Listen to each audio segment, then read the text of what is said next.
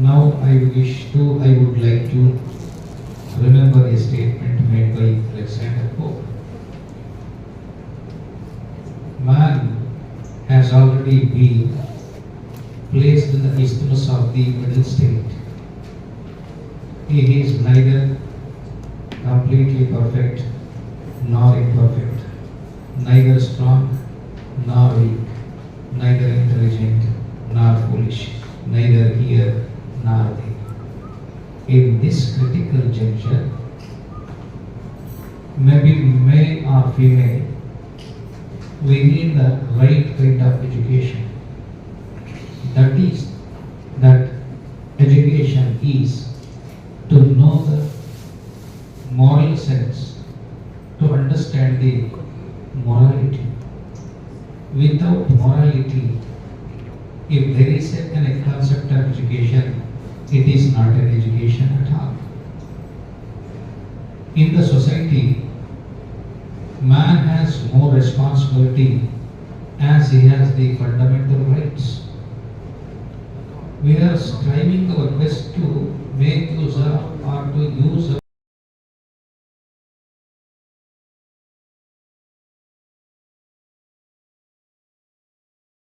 our fundamental rights. Thinking of our rights, we have in the society. We cannot expect any kind of harmony to live beautifully in this beautiful world. Life is beautiful. It is vast. The world is beautiful. It is vast, various. Man has invented new things. He has learnt so many languages. He can bounce the ideas back and forth according to his wishes for his own convenience. Okay.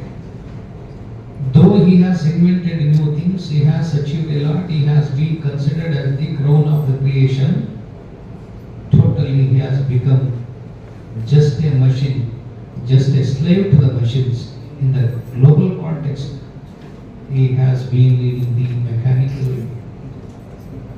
Therefore, he has lost the peace, certitude, joy, because whatever he had to learn, that he has forgotten. This is the problem. Death will come to any person not voluntarily, but the person will welcome the death voluntarily through his or her actions. You have tried your best.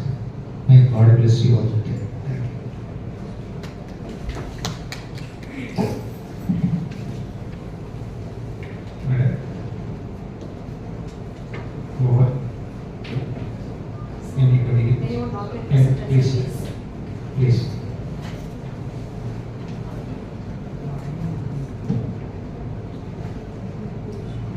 Those who have not yet completed your presentation, please carry on. One after another.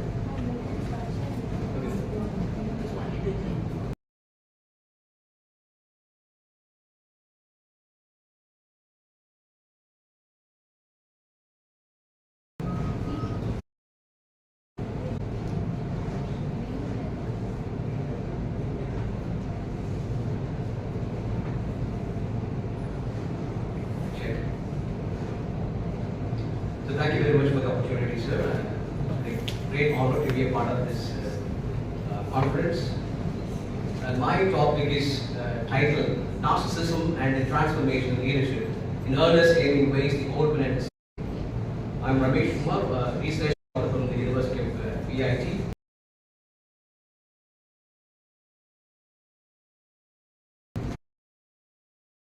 The topic is different. Narcissism and the transformation are interrelated in various ways. Narcissistic leaders tend to exhibit charismatic qualities and have a strong sense of entitlement, superiority. They often express a lack of empathy, high level of aggression, and very critical of others. You know that which can make it difficult to work with other people. However, they also possess a strong charisma vision, and ability to inspire others. And transformation leadership, on the other hand, is an interdisciplinary approach in psychology, organizational psychology, to inspire colleagues and co-workers so that the organizational aim can be achieved by and large. So, through a qualitative and descriptive analysis, I would like to explore two cardinal objectives through this paper. First, provide an interdisciplinary debate on the representation of narcissism and its relationship to transformational leadership. And also to examine how this element of narcissism and transformational leadership are reflected in the contextual protagonist Santiago in the Ernest Hemingway's masterpiece, The Old Man and the Sea, which is in which timeless wisdom of maritime lessons are encapsulated.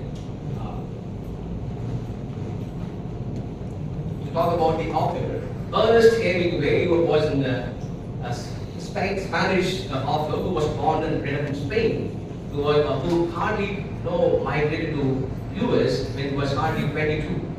And then he began his career as a journalist. And then he served as an ambulance driver during the Holocaust or the Great World War. The war took a great impact on his mind and psyche, so much so that he reflected all the gory incidents that took place during the lost generation, which suffered from a lot of psychological disorder.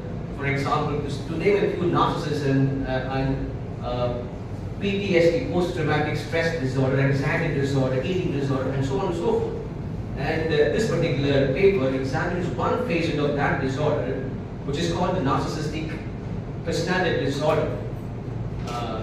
It's also called NPT.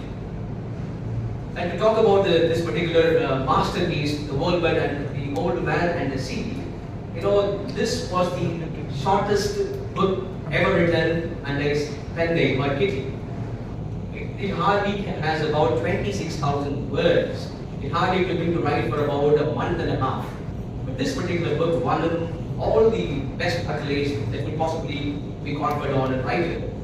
It was published in 1952. In the next year, 53, it won the Pulitzer Prize, and in 1954, it got him the best award, which we call the Nobel Prize for Literature. And talking about this, the common themes, Ernest Hemingway has this particular methodology, through the lens through which he examines all the themes. He calls this iceberg theory. In psychology, people say, the iceberg.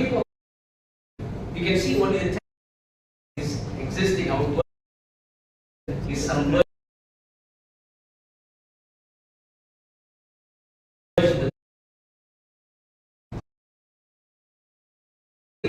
Man and the nature, the war and its impact on the nature and human conditions, and the isolation and the alienation that man suffers from. All these are the common themes which are explored in this through his works. Talking about this construct narcissism, this particular word comes from Ovid's Metamorphosis.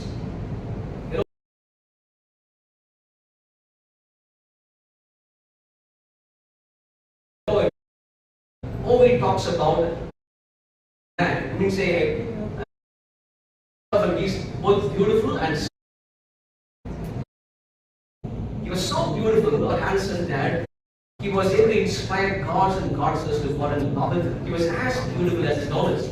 That people who looked at him, both the gender, regardless of the gender, both male and female, fell in head over heels in love with him. Because he was so very beautiful.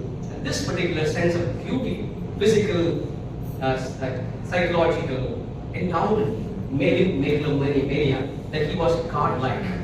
This particular sense of pride, endowment, is what we call narcissism. So what happened, one particular gentleman, a warrior, Ulysses, came and proposed love to him. But this man rejected. Now the Greek goddess Echo, a lady, came and proposed love to him. This man rejected because he felt very flamboyant. This particular gentleman recalled and hit his heart, and therefore he placed sword and committed suicide.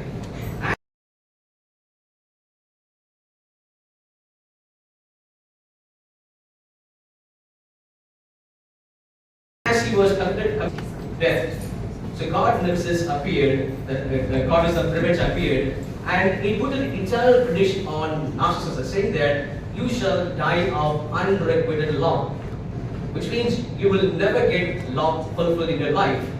That is how Narcissus, without knowing this and aware of this, came back up the battlefield. He happened to see a pool of water in which he saw his first reflection of his own face for the first time.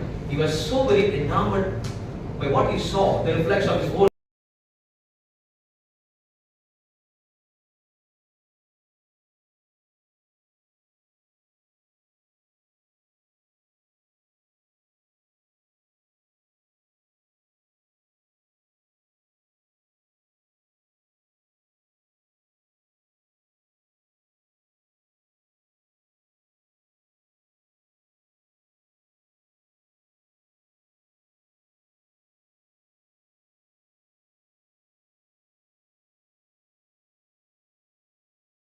Then what this began with the disposition of narcissists. For example, extreme need for admiration, and they have a sense of insecurity, sense of shame, and they have a sense of vulnerability, and they exploit others. They have the inability to get along with others. They bully political people in an extreme, and they also alcoholics, sexual addicts, and many other. They have addictions of many other sexual perversions. So the one that I talk about is not a story, it's rather a disorder that is fast spreading in the modern generation. And that post-pandemic era, this particular, disorder has taken on a different manifestation. Say, for example, selfie culture, excessive consumption of this Facebook, social media, all that, where we talk about exhibitionism, or we have the desire to know what happens in others' personal life. These are the disorders which are extrapolated here in this.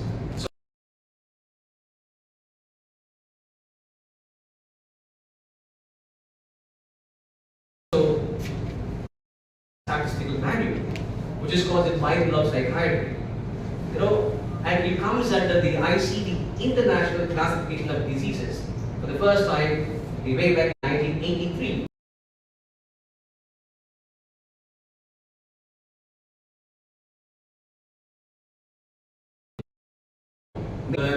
And great light was shared by the father of psychology, Freud, and last one we talk about, Heinz Kohart, who experimented on the construct and brought a newer version of, a positive version of this particular construct, which we call narcissism.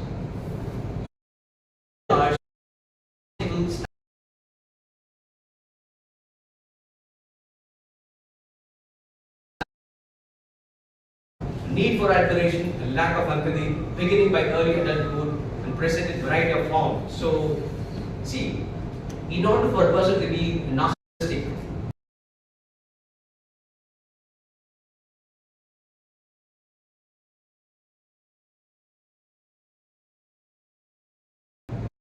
does not have to have characteristics. One, self-admiration and lack of empathy. You and I, it is there in every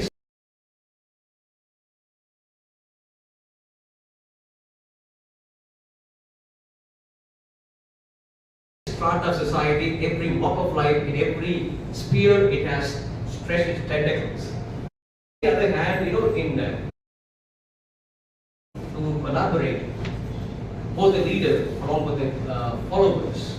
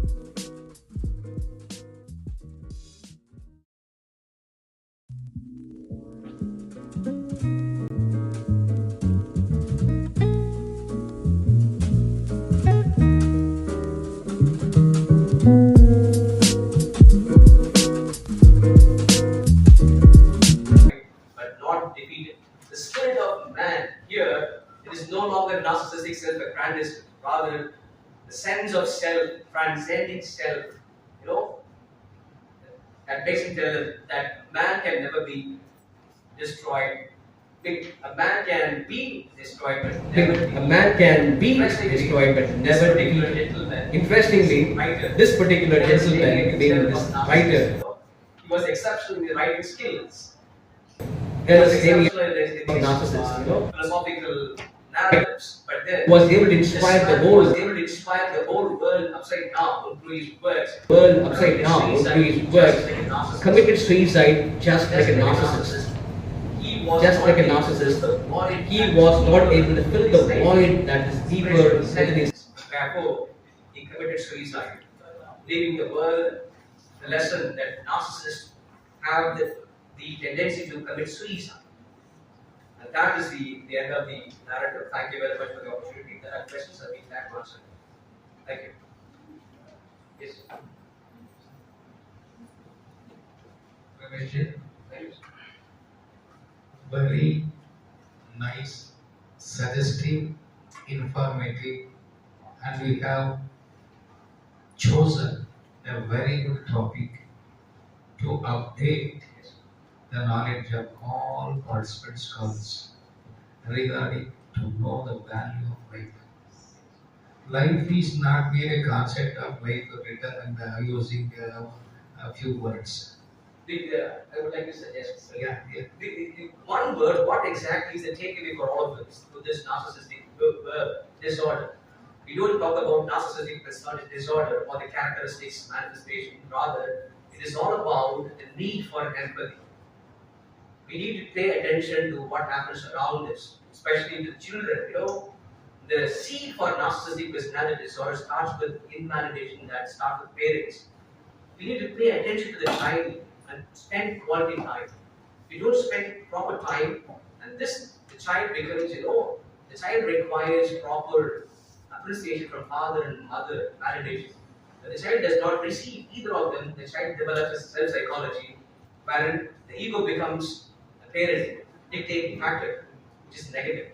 And it becomes a narcissistic personality disorder. The interesting part of this disorder is that they're very successful, beautiful, flamboyant, very skillful, but they are, as a human being, deplorable. All they require is bits and pieces of love. They earn for love, they don't ask outwardly. Love and love alone, compassionate empathy alone can transform any being into a normal human being and live a beautiful, meaningful life in a perfect tandem with one another. Thank you. Above all, mental health is important. The conclusion is that I can conclude my saying here that there is a lot of difference between reality and illusion. Yes. Outward appearance is always against the reality.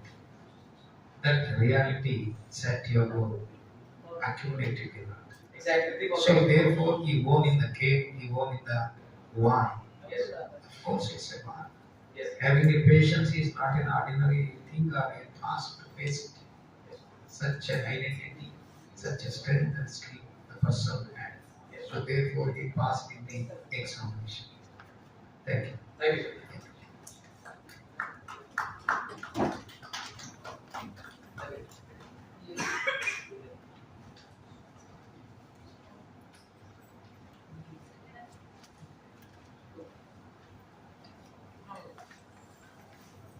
Next one, sir.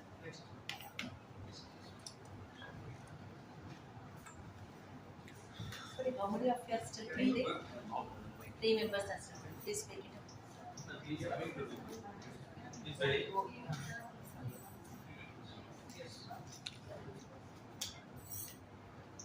Name?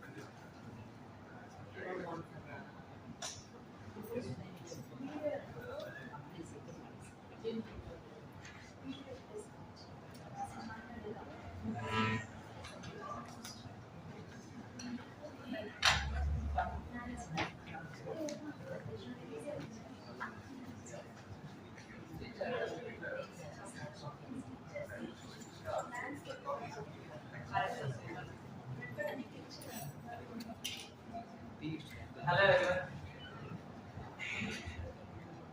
Hello everyone. This is Bernard from the Department of English and Foreign Languages, Bade University, here to present the paper and examining Nigerian deltas, human nature interface in the island deltas, Havalan water and ecocritical study. Before getting into the presentation deeply, I want to say something.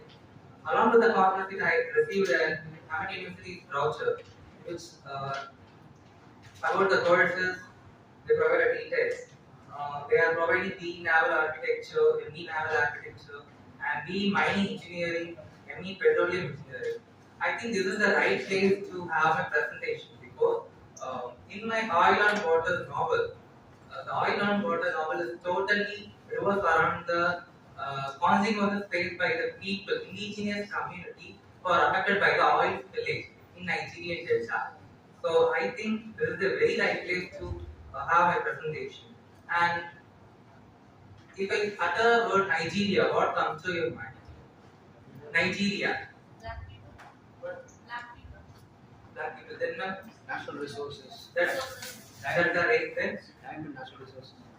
Natural resources. What about the natural resources? Exploitation. Exploitation. What's the natural resource? Forest. Forest then? Ocean. The commercial resource. Water. Oil. Petroleum. Petroleum, exactly. The whole novel revolves around the petroleum, the oil, and the gas. And before getting into the deeply, let me explain the topography of the Nigeria. It's filled with from the name of the river Niger. The country's name derived from that, and the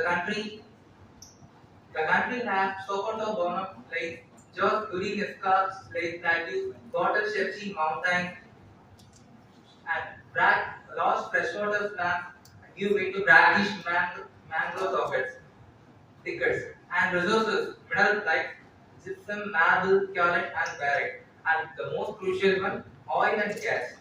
Oil and gas of Nigeria Delta contains 20 billions of oil reserves and more than 3 trillion of cubic meters of gas resources, which account one out of three in Africa.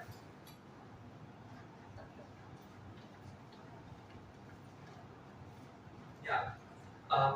Even though Nigeria has this much of resources, but do you think Nigeria's economy is steady and people are living a great life, a peaceful life?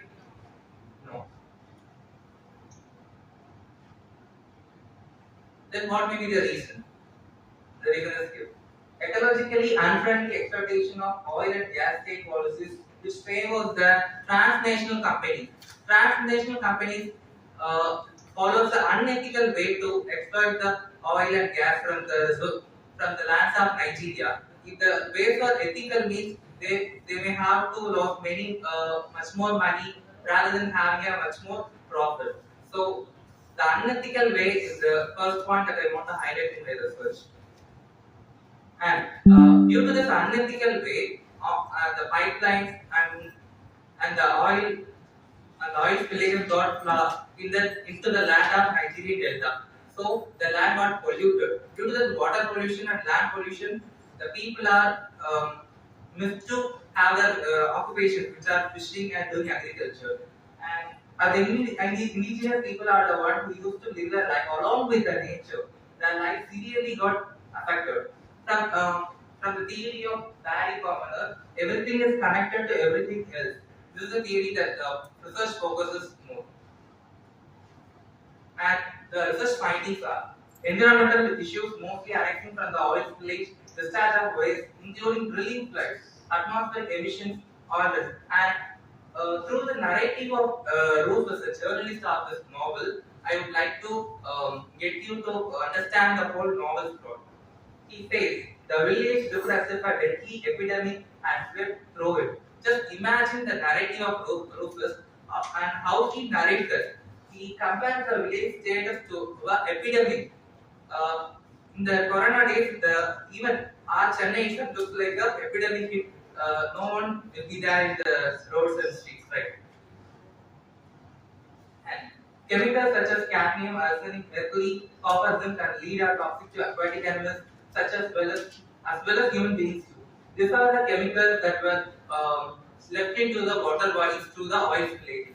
And through to this narrative, in the village and we found a communal well, eager for a drink. Rufus, the journalist, get into the well, but I refers to the Rufus, he went under the well, but pivotal beam and feed into the walk. But a rank smell vapored from it. The rank smell refers to the carcass of an animal or maybe a human. And disturb the life of indigenous communities. Communities that have burned the breath of the oil were caught between the militants and the military, and the only way they could avoid being crushed out of existence was to pretend to be a deaf and blind. They are not leading a peaceful life. They want to remain as like a blind, like a deaf. They even can't support the military. They can't support the even the military as well as the militants. They want to remain deaf. Even they are not ready to lead the life which is like a mission in the area which is filled with oil villages, and that is not levied to. And this is the global wealth, the picture of global wealth, number one in Nigerian Delta. Through the narrative of Rufus, burned out, this wasn't a village at all. It looked like a setting of a science fiction movie. The visual landscape was covered in pipelines. If just imagine, if you live in a village like full of industries, full of pipelines in crisscross manner, do you think that is lovely? Do you like to live there? No, right? Just imagine the situation of Nigerian Delta people. Even this crisscross pipeline supposed to leak forever. That affects their livelihood too. And the unbreakable bond between the people and their native land. Even the people of indigenous tribes are offered a great amount of money to leave their native land, but they are not ready to leave their native land because they love their motherland like their mother. From the narrative of this was their ancestral land. This was where their fathers and their fathers' fathers were buried. Says Rufus. And this quote was said by the chief of the native land. We are looking for a place we can live in peace, but it is hard. So your question, this was a question raised by Rufus, the journalist. We are happy here. I say, how can we be happy when we are mere wanderers without the home? The home refers to the native land. And this also shows how he is longing. He longs to be in his native land, which is impossible. And that was the journalist, the chief journalist along with Rufus, gone to the Nigerian Delta. That in the quest to find a white woman, Zach was bitten by a venomous insect. So his health was not that much good. So he was admitted into an island hospital where he was treated by a nurse. But he is not ready to accept the treatment because after getting into that island, which is fulfilled with the natural resources and the fulfilled in nature, he says that they believe in the healing power of the sea alone. He says the sea and the breeze of sea itself is enough to cure me. He says the nature itself will cure me. I don't need any medicine other than the nature. And he also criticized the industries as the bad ones are the ones who have sinned against Mother Earth and can't find rest in her home. He badly criticized the industries to spoil the Mother Earth.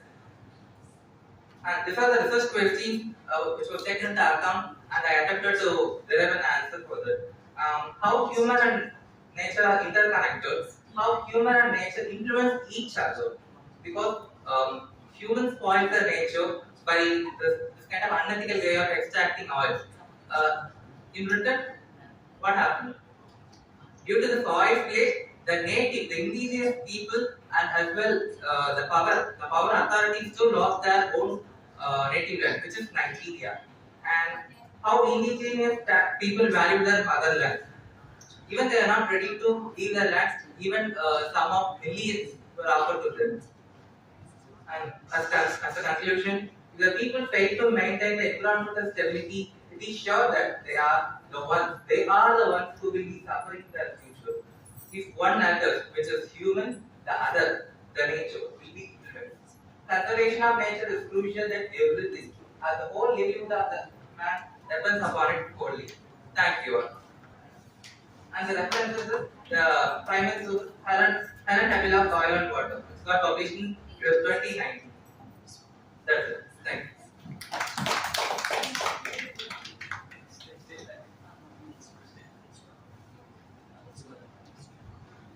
Yes, sir.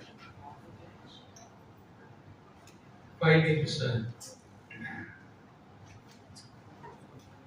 as a research scholar, student, First time. student, you are on the way.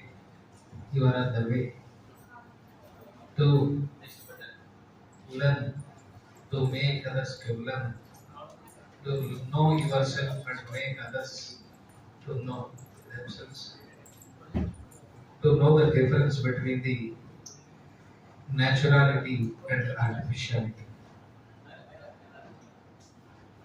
In olden days, people used to live naturally.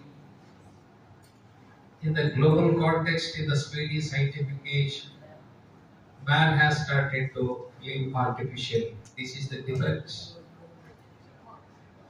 Man has accumulated all the things.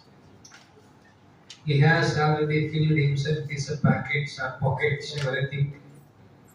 He has learned to fly like birds in the sky. He has learned to swim like fishes in the water. He has invented new things, but at the same time, alas, unfortunately, the same hand has not yet learned at least to walk like a man on the earth. Unless and until man puts his more effort to preserve the beauty of the nature, we can never look either handsome or beautiful. This is the concept you have shown in your article. Thank you.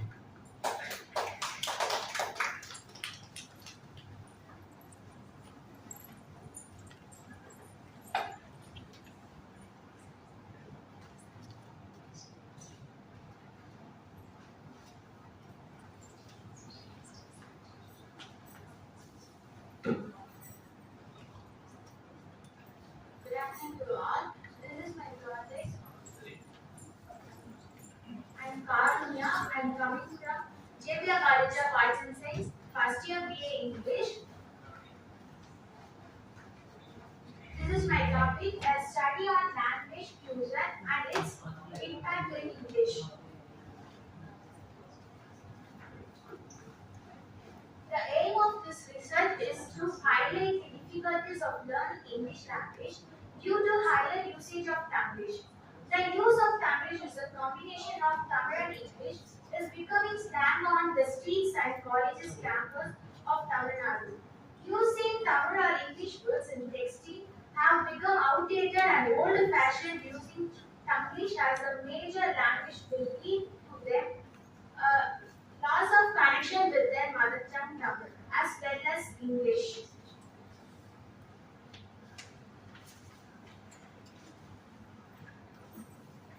This study is going to analyze how and why the usage of Tamil is increased among youngsters and also list out the pros and cons of using Tamil as a major communication in texting. This study attempts to look into the language behavior of college students from Tamil Nadu who knows two or more languages. This research is based on the empirical data gathered by the researcher through an online survey. 50 students from the various colleges were selected randomly as subjects from various colleges in and around Chennai. The age of the representatives was between 17 to 21 years. All the representatives were Tamil and English bilinguals.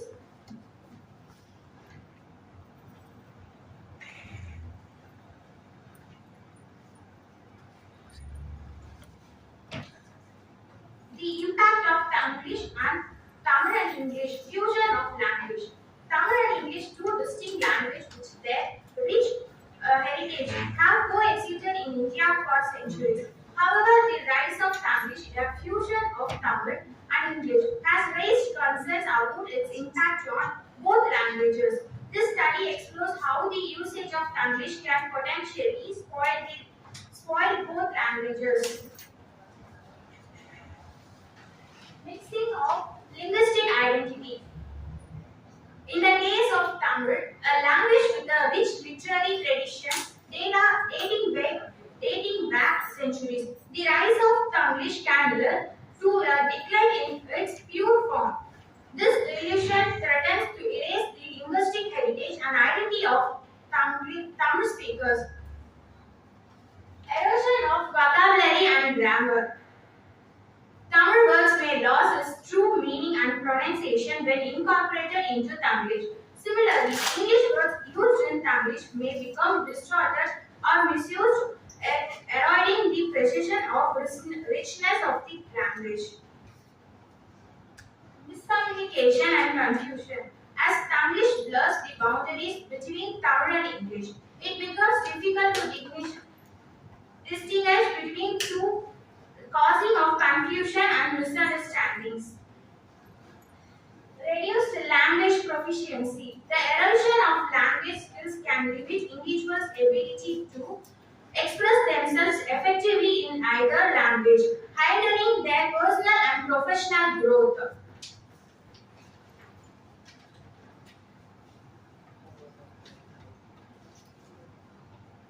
Speed test. To elect the speed test for the texting in English, Tamil and Tamilish.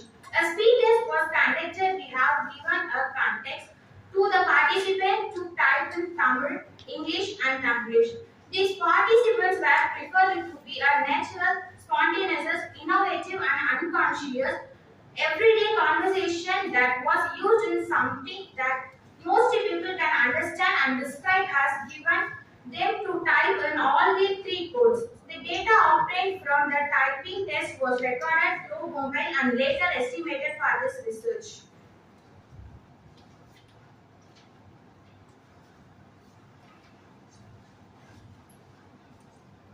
Even though Tamil keyboards are available, those are too complicated to type. Typing one word in Tamil is equal to typing a sentence in English.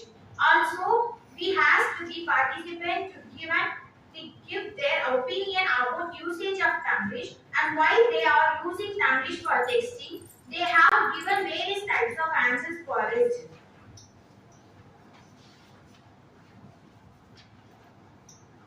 Tamil is a very easy and comfortable way to have a casual conversation with their friends. Lack of English knowledge and fear of making mistakes in English, like spelling mistakes and grammatical errors. Not to be an odd man out of the crowd, as most of the people in their circle using Tamil to text. They want to follow the crowd to escape from the criticism and biting. To shorten the duration, the question, did you have your breakfast, contains 5 letters, whereas in Tamil, it can just type in one word, Satya. So it is time saving as well as convenient to use. As a habit, few people do not have any other reason, they just using it as a habit which they blindly following from the beginning.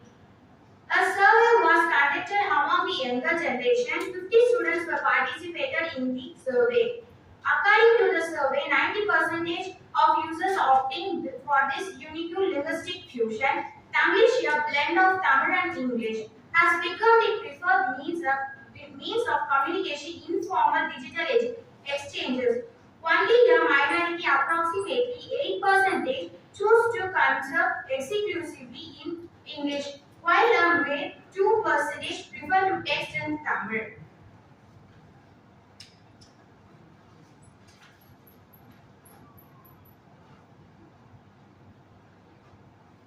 Everything we speak counts, everything we write counts. Use of language and the ways of using show who the speakers are, where they are from. And a utterance of a simple word is more than what it means linguistically. Our use of a language does not merely mean something, it signifies more than what it means.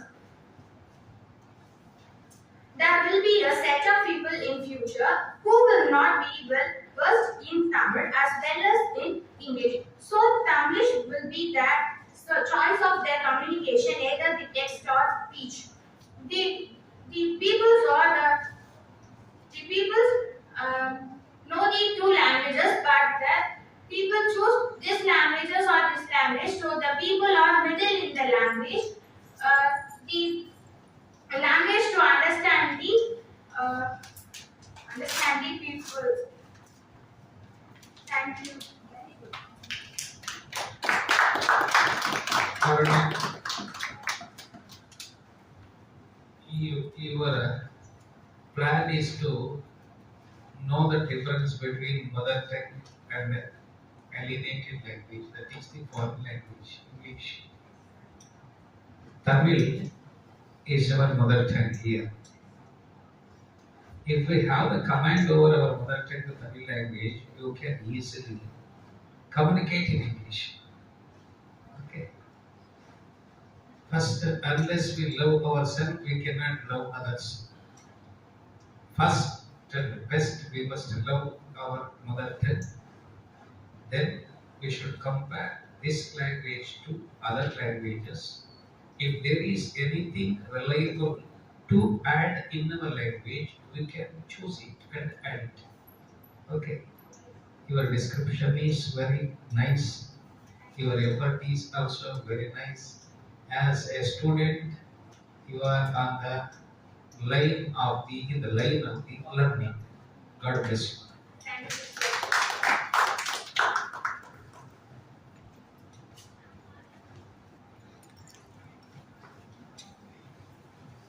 Anybody else?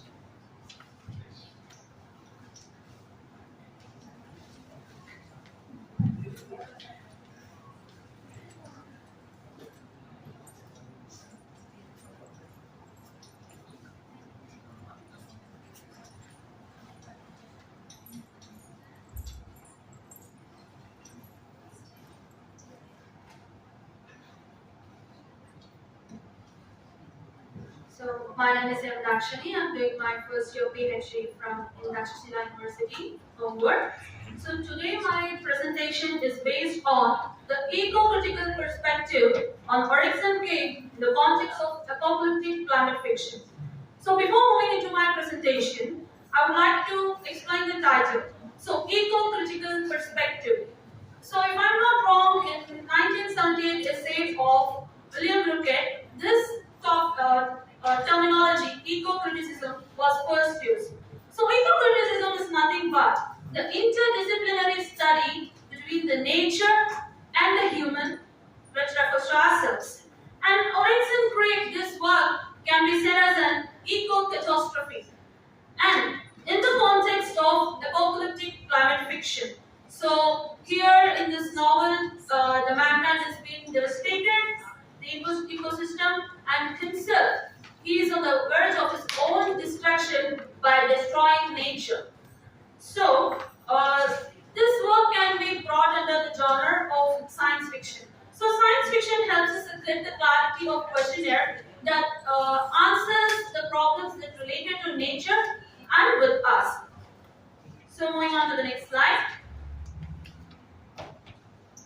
So as I said, this contemporary era is on the edge of facing these problems, climate problem, and this work which comes out of science fiction and eco-criticism. So climate fiction, we all know. Apart from talking about climate fiction, we can witness the melting of glaciers, emission of greenhouse gases, and so on things. And science fiction, we will be seeing in the next slides. And eco-criticism. So this novel is entirely based on the anti-utopian stuff. So this can also be said as speculative fiction because it talks about the ramifications of biotechnology, as well as it also talks about the negative impacts of genetic engineering, as well as the environmental degradation, which is the foremost and important concern in this present time. So this is the thing what I have been explaining. So emission of greenhouse gases like carbon dioxide, methane, and so on, certain nitrous oxide, and so on, things like that, and melting of glaciers, and the pollutions caused in air, water bodies, and land. Air we can know due to some vehicles that we used to fly in air causes lots of emissions that is harmful for the ozone layer, and pollution caused in water bodies which causes harm for the marine organisms, and land we all know, and acidification of water bodies. Here in an image you can see how much of the water bodies has been acidified. Moving on to the next slide. So, eco-criticism might be some terminology that was discussed by William Ruppert, but it was brought into the spotlight into the field of literature by Cheryl Barthelty and Harold Fromm. So, in the work, the Eco-Criticism Reader, it's a seminal work which is it contains 25 different sections, talks about different seminal works based on other researchers' contribution to the ecosystem. So, this definition on eco-criticism is proposed by Cheryl Barthelty. Eco-criticism is a study of the interrelationship between the literature and the physical environment. Physical environment in the sense here it refers to the habitat and the physical stuff of these environmental things. And next thing, Orexon Break is a dystopian science fiction. It talks about the essence of humanity. Here in this novel, the essence of humanity is completely lost. Here we have two characters, Orexon Craig. Craig, he used to create humans using genetic engineering, which comes in the next slide. It's an interesting one too. And it talks about the consequences of technological process, how technology has its impact on nature, and the deterioration of environment, how environment is being damaged by this anthropogenic changes. And this novel also talks about how Homo sapiens have dragged themselves on the verge of their own destruction by destroying nature. And the next slide. Here I have given the definition for society, which talks about strict control. So in dystopian society, the people cannot be living very free. It has very strict control, like a hermit kingdom. And environmental is being constantly destructed here because the only aim is to progress in the technological way. And the abandonment of humanistic principles. They don't have empathy for any of things. And next is the how this dystopian society is. It is very unpleasant, and this Orexon Craig is typically set in future. This novel acts as a key for ourselves to open to a pleasant society without destructing nature. This is the motive of Atwood. So this next slide, I have said, ramifications of biotechnology. Here this Craig is a scientist. He is a well-known scientist in this novel. He used to create designer humans, like he used to create designer dresses. He uses biotechnology in a destructive way, not in a good one. And next, genetic engineering. He uses genetic modification of genetic codes in the DNA complex. And next, prompting inquiries about the elements of human interference. We, human and nature has to be living in balance. But beyond that, beyond our limitations, here humans have made themselves in a wrong way in interacting with nature. So, not only this novel discusses about the ecological perspective, it also talks about feminist perspective. In this novel, there is a woman who is being subjected to sex torture. So she is being only seen as object because there is also another broad topic called ecofeminism. If you go through that, you will be understanding this concept very briefly. Due to time constraint, I wouldn't be explaining it here. And we are living in the era of male-dominated authority. And the reduction of women to sexual objects is also being portrayed in this novel. And reflections of marginalizing females. And the next slide. So, Atwood examines the outcomes of these disastrous occurrences, and she also delves into the issues of endurance and individuality. how can we cope up in this world. And also it talks about the human nature, lack of empathy and moral values. And it also talks about the possibility of redemption amidst most of this complete annihilation of humanity. So, this also talks about the ecological devastation and corporate awareness. Awareness refers to excess greed of the some few corporates. So, Craig, who is a major character in this novel, symbolizes the inner human nature in this contemporary era. In the next slide, the field of genetic engineering and its impact on the environment. So this novel also explains about the consequences that arises when we use to manipulate the genetic code. And the next thing is Adam's origin rate as an apocalyptic fiction. So this fiction also dwells into the civilization which is on its verge due to unregulated scientific progress. So there is another character who is called as Jimmy. So he is Craig's friend. He is also Oryx's lover. So he is one of the few humans to survive the terrible pandemic, and he is also the lone survivor. What if we destroy the entire habitat, and what will be the atmosphere in which we live in if we are the only one person to live? So we have to be living in the balance as of family. And these are the major themes in this novel: science, technology, power, gender, environment. So this novel acts as a sobering reminder to maintain a balance in this contemporary era, which is also in its own verge of its own destruction due to unethical things done to nature. So this is a quote. A single biggest threat to our planet is the destruction of the entire habitat. So nature is the supreme power of all. And along the way, loss of precious wildlife. Without wildlife, there is no ecological balance. We need to reach a place where people, habitat, and wildlife can coexist. So there must be a balance in everything. And we don't ever lose this one day. This is stated by Steve Irwin. So this is the thing. So save Earth, save nature is the only motto which I'm here. Thank you.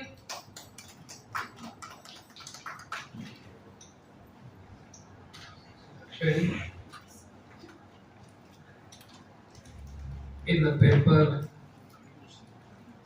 what we have presented is here the need of good relationship between nature and human beings.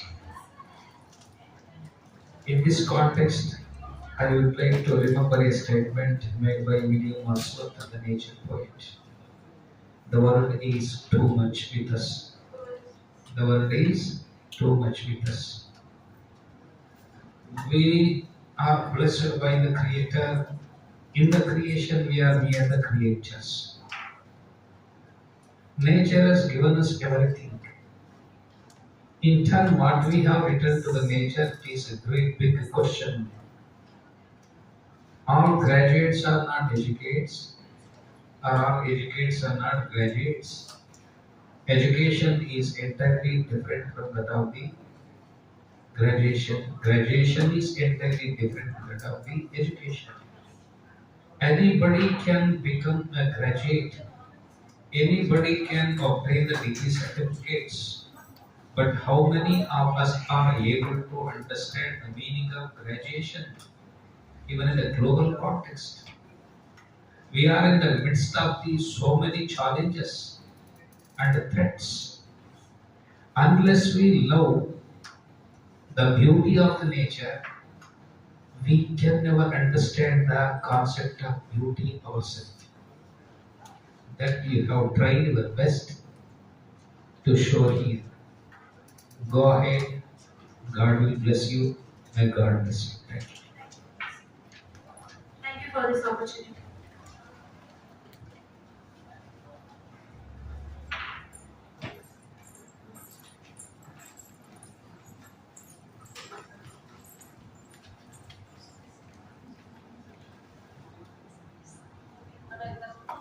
Thank you so much, and I request you to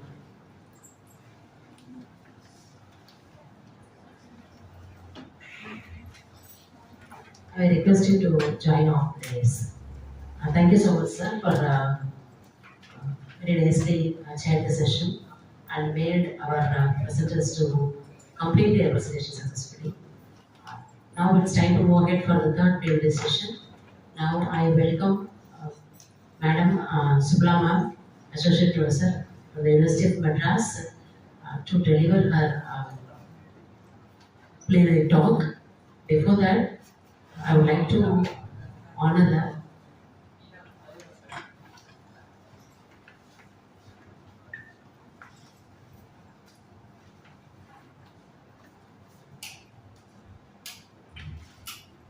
I request Paramaguru sir to honor her. Please continue.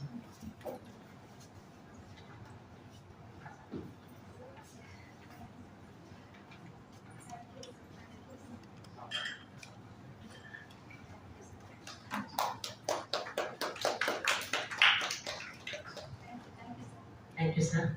Thank you so much, ma'am. Now I hand over the session to you. The floor is yours.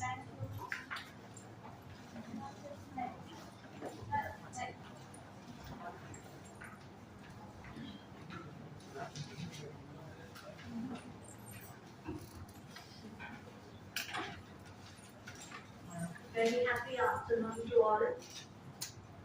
First of all, I thank Dr. Suma and everyone else at the Department of English at University for having me here. And if we look at the topic, it is a Herculean class.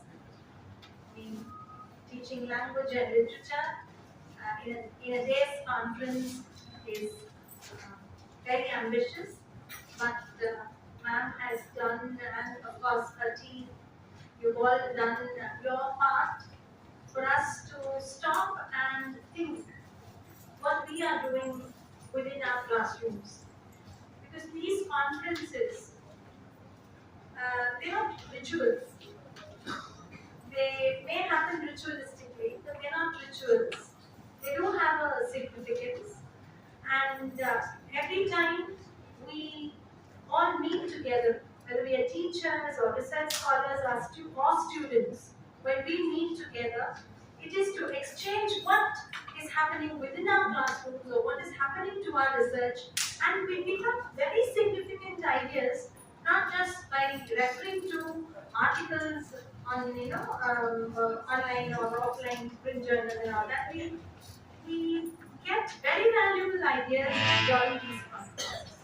So in that way, I congratulate the Department of English and of course the participants for organizing this. So since I thought it was a plenary session, and of course at the end of the day, after all the presentations, I thought I will be able to speak generally on the shift from English language teaching and literature to English studies today, the paradigm shift which has happened. So my presentation will involve a theoretical framework of how this shift has happened, and it will also be a kind of summing up of what you all have demonstrated. I got to listen to 3 sessions, three papers. What are the theoretical frameworks for these 3 papers? So this is what I have done, and I will, in the course of my presentation, I want to just focus on how English studies today is preoccupied with culture, and it tries to revise the concept of text, and lastly, how it shifts from identity to identities. So this is the flow of my presentation today. And of course, in between, we will also discuss on what we do literally in classrooms. So English studies, I am pertaining it to India because we can relate to it, can be traced back to the English Education Act of 1835, as we would all know, which intended, as Macaulay notes in his minute on Indian education, to form a class of persons, Indian in blood and color, but English in tastes, in opinions, in morals, and in intellect. I quote from Ashcroft, Griffith and Tiffin. The institutionalization of English in its Indian colony made England embrace its own literature as an institutional subject back at home. Likewise, it is interesting to note how the evolution of Commonwealth studies as an academic discipline had its epicenter at the University of Leeds in a conference. As I said, conferences are important. In a conference in 1964, out of which was instituted the Association for Commonwealth Literature and Language Studies.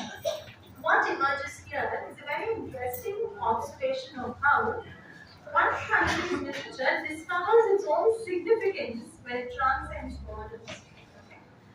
This cross-cultural inquiry into the literature of the other, another nation or another region, is not a recent phenomenon as generally perceived, but it can be traced back to English studies in the colonies and Commonwealth studies in Europe, as just mentioned.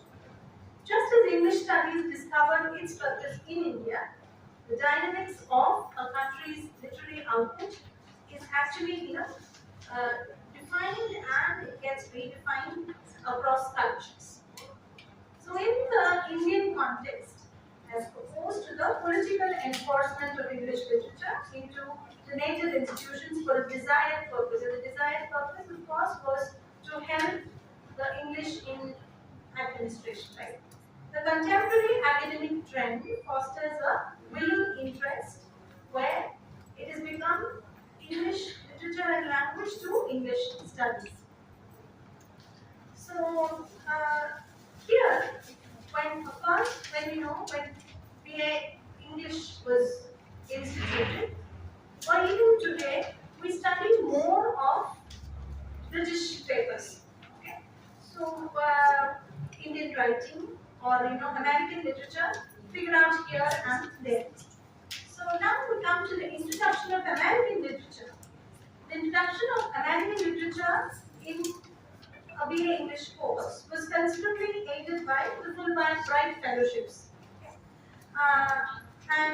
To this day, many research students who choose to work in the area of American literature do so because that there are research facilities available. You have journals, books, and you can access resources. So this access of resource is something which kind of influences English studies. The research amenities made by American literature receive more attention in the Indian universities than in its native institutions. Moreover, the 200 years of independence have created a literary tradition in America which was considered as genuinely serious for academic consumption. During the 60s and the early 70s, the nationalist spirit in India witnessed the inclusion of Indian writing in English in the curriculum of the universities. Indian writing in English and American literature flourished as well as competed with each other in the classrooms and research subjects in English studies curriculum in India. In the late 70s and early 80s, the study of literatures from the countries that were formerly British colonies were introduced into the curriculum under the title Commonwealth Literature. This insight into literatures of different countries provided the framework of comparative studies in the curriculum. From the 1990s, various schools of theory and criticism have begun to impact the curriculum of English studies in India at postgraduate and research levels, which led to core papers on literary theories and criticism. Critical theories in English curriculums have resulted in multidisciplinary perspectives and in the incorporation of texts from various disciplines to study literature. So now what we saw, she was giving eco-critical perspective, and she was also talking about genetic engineering. She also had photographs from different disciplines, especially of science, she has genes and all that. So literature in Indian curriculums is heading to become, at least in naming systems, English studies. In the contemporary context, the words literature and studies have become interchangeable in English studies programs. What world literature courses at the English department gradually became more inclusive as an application of critical theories as they brought with them alternate metaphysics and thus different worldviews, with the result that the disciplinary boundaries often melted away. The resulting programs study not only literature but all texts as literature under the rubrics of life, literature, and thought, uh, which now make the staple of English studies programs. I quote from Hassan and Saval. Recently, with the availability of a complex, multicultural, multi-regional body of native writing being done in India, a multitude of homegrown disciplines like translation studies, Dalit studies, regional writing, and tribal studies have been added to the postgraduate curriculum apart from the mainstream of the Indian writing in English. So what we have now is English studies today is multifaceted. It includes nurturing creativity, of course, fostering critical thinking. That's what, if we go back and look into the aims and objectives of each and every paper on our syllabus, it definitely would say to nurture critical thinking, to nurture creativity, all that is always there, right?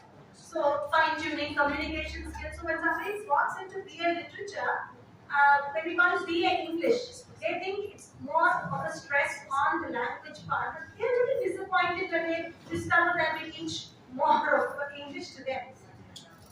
So apart from all this, what is the paradigm shift we are talking about in English language and literature teaching today?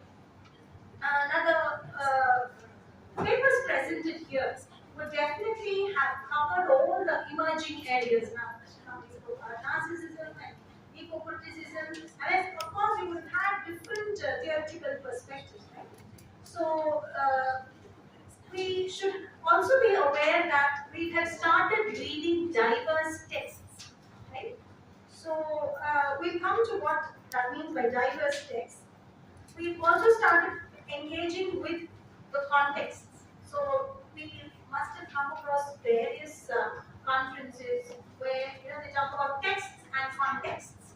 Okay, so these words are used like frequently, like identities or culture in the context of English studies today.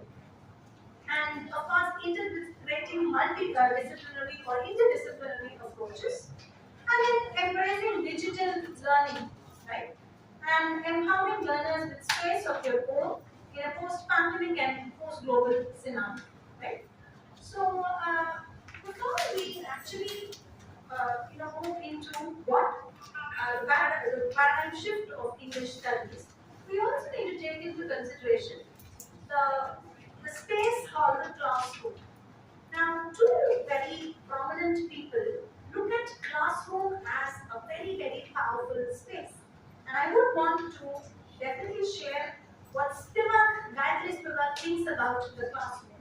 She calls it, we are taking good teaching for granted. A teaching that can make the student grasp that this is a canon, this is not a canon also, right? That this is the proper objective, the study of the new English language. Teaching is a different matter from the list of ingredients. The proof of the pudding is in the classroom. And as I will say again, pedagogy talk is different from conference talk. So she says how classrooms are the really empowering spaces. When we give a group discussion to students, most often, they think it is whiling away time. We put them into groups, whether it's a general English classroom or a major classroom where you want to discuss or you want the children to repeat the concepts you just taught. You put them into groups and then you tell them discuss in the group and come and present. They think most often, it is like, they think it is okay. Ma'am or sir does not want to handle this class, they're whiling away time. But on the other hand, if you really work on a group discussion, they will feel themselves that they change, their personalities change. Okay? But it's very gradual, you cannot trace it, it's very unidentifiable. But if you do it sincerely, the students themselves, the learners themselves realize that they change. On the other hand, there's Bell Hooks, who's also talking about a different purpose in a classroom. She talks of the diversity of cultures in a classroom, the importance of diversity of cultures, different cultures being in a classroom. She says the call for a recognition of cultural diversity, a rethinking of the ways of knowing, a deconstruction of old epistemologies, and the demand that there be a transformation in our classrooms in how we teach and what we teach has been a necessary revolution, one that seeks to restore life to a dying academia. So, though we talk about a classroom space and the power of the classroom space, it should not be merely conservative or traditional in the way we use this space. On the other hand, a culturally diverse classroom is the best way to interact with students. One, of course, it gives you a cultural diversity in approaching the text. So the same text, when people from different cultures are responding to the same text, the text emerges in a different way. On the other hand, we also know how cultural differences, students when they interact with culturally diverse people, they look at things from different perspectives. And one thing, classroom is also responsible, especially the syllabus which is being used in the classroom is responsible for creation of canons. If a book is prescribed by a university or a college, it's like medicines being available in the nearby, wherever the doctor is prescribing them. If you go out of the area, you won't get those medicines. You have to get the medicines wherever the doctor is situated.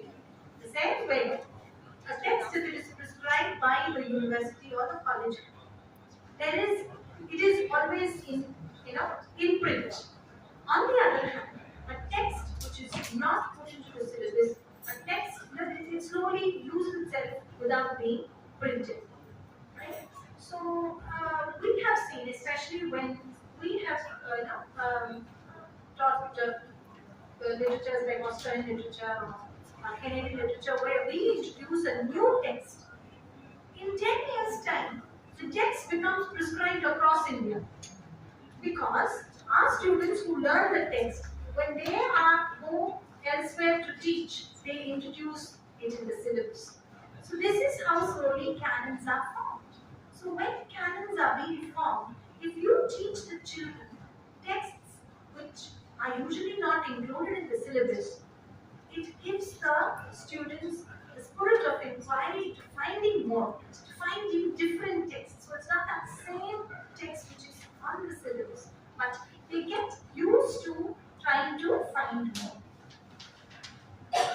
So then that's incorporating diverse texts. So where innovative pedagogies seek to broaden the range of texts used in English studies classrooms, and we move beyond reading traditional canonical literature. This includes integrating texts from various genres, cultures, and time periods to expose learners to different perspectives and different experiences. Incorporating diverse texts not only promotes cultural understanding but also allows learners to analyze and critique the social, historical, and political contexts in which they are situated. So, and then, as I told you, engaging with contexts. So, when English studies is actually encouraging learners to explore the socio-political context, the historical, the ideological context surrounding literary and linguistic thoughts. This involves examining both the context of publication and the context in which the text is read.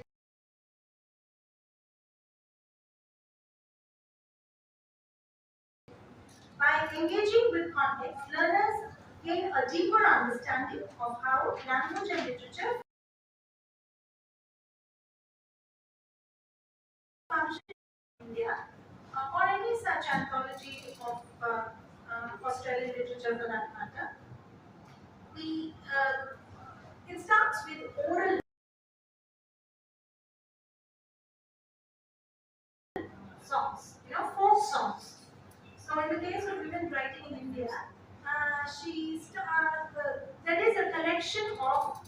folk songs, okay, anonymous, translated and put in the anthology. So then that gives us the idea that women writing should not start only with what is printed, written, printed and published, but it goes back to even the encompassing even the oral traditions. And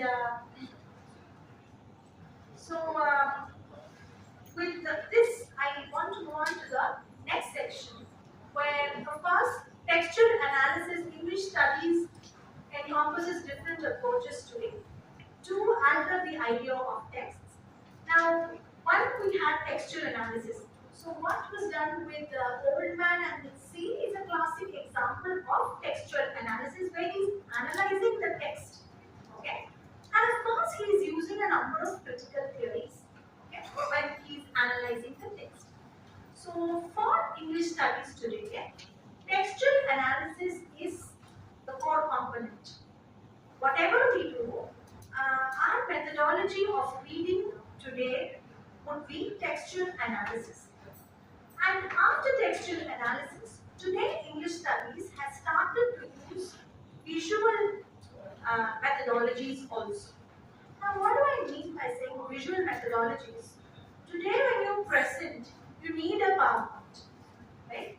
Not only that, today, if I need to maybe teach a text in class, I have a number of YouTube channels. I have a number of channels which put up the films or certain visual clippings, which become an aid to the text which is being taught.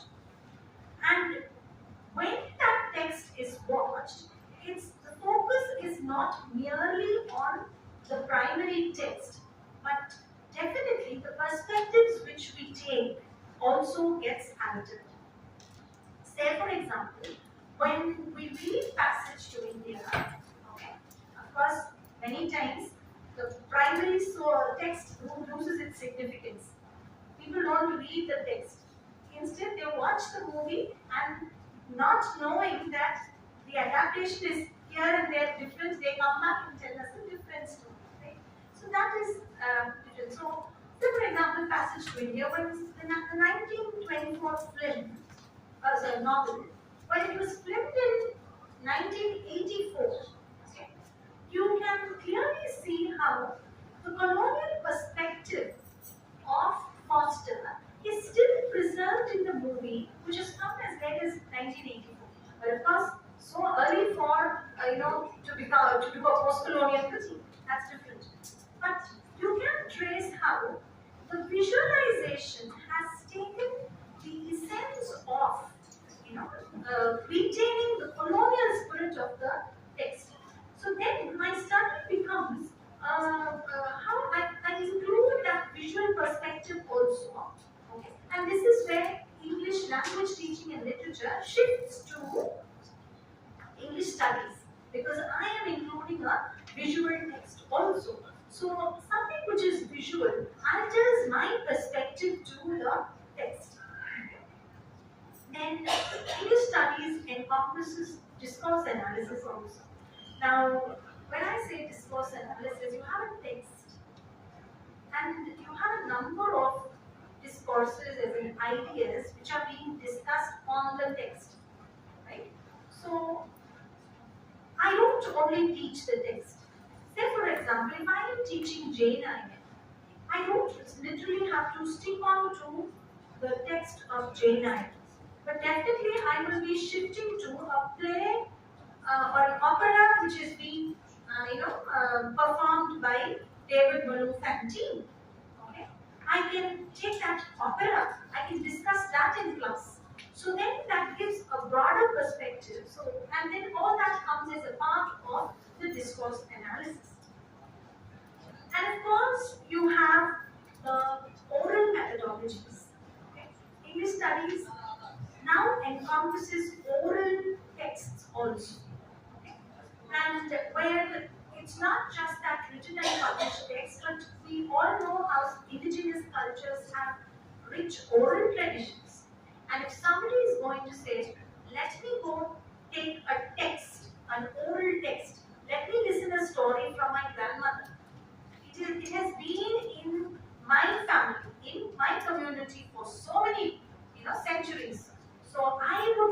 work on it.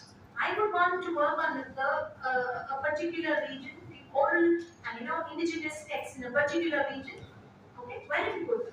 So then English studies today encompasses these or gives references to these oral traditions also. And of course, interviewing. Okay. Today, people have started to write and publish. Publishing has become very, very easy. Getting an ISBN is very easy. So then people have started publishing. They may be engineers, they may be doctors, so they would want to write. They would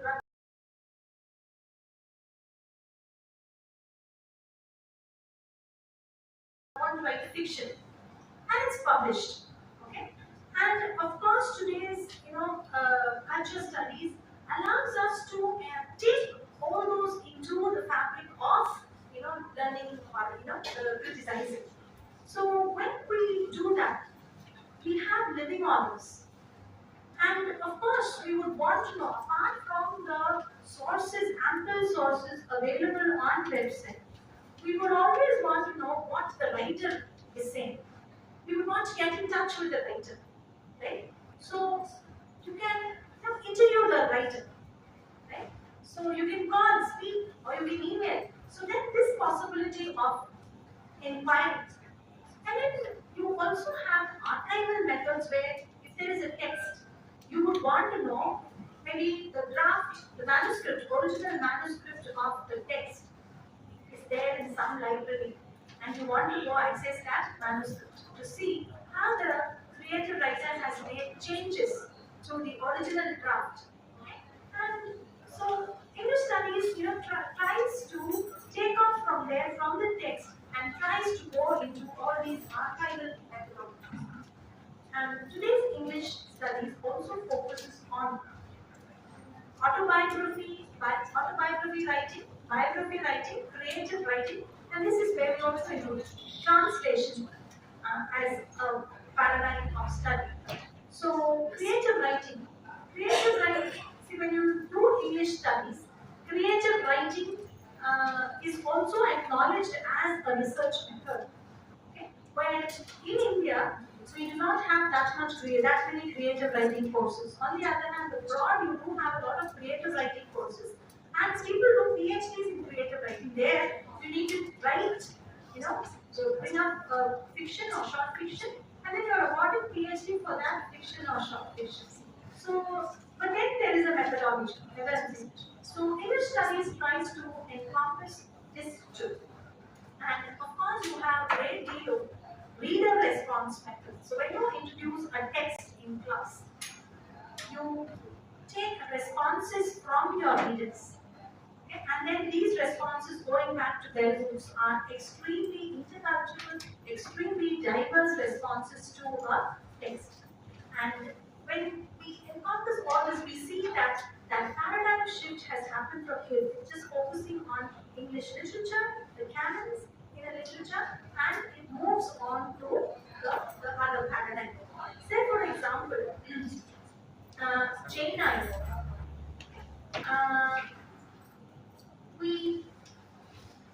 This is an example of fostering critical thinking. Now, we treat Jane Eyre as a feminist text. But Gayatri Spivak looks at Jane Eyre as a text which others the indigenous woman, the black woman. Because Bertha Mason is from Caribbean islands. And she has been othered to bring Jane Eyre to the fore. Though Jane Eyre at the last says, readers, I married him. So Rochester does not marry Jane Eyre, but it is Jane Eyre who marries Rochester. And then we hail the text as a feminist text, and we introduce the text into the classroom as an extremely feminist text, where the woman is given the power of assertion. On the other hand, Spivak, from a post-colonial feminist perspective, says, for the writer to bring this white woman Jane Eyre to the center, Bertha Mason has to be displaced from the fore. Okay? So this is an example of criticism, a critical text. So I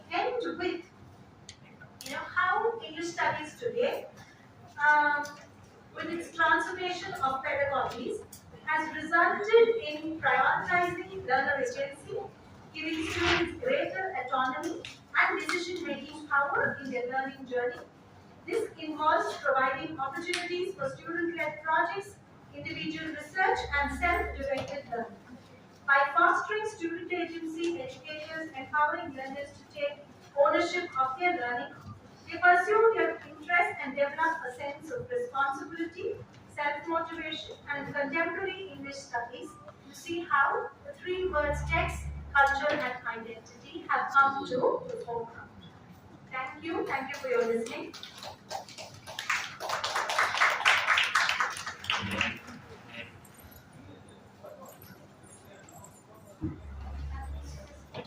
you have any questions? Any questions, please?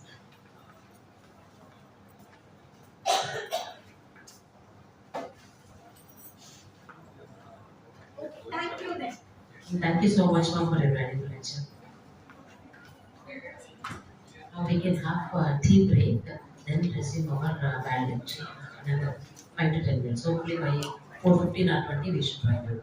Meanwhile, I invite registers and get back. Thank you. Please stay back. Tea will come inside. 5 minutes time, can you have tea and then be back?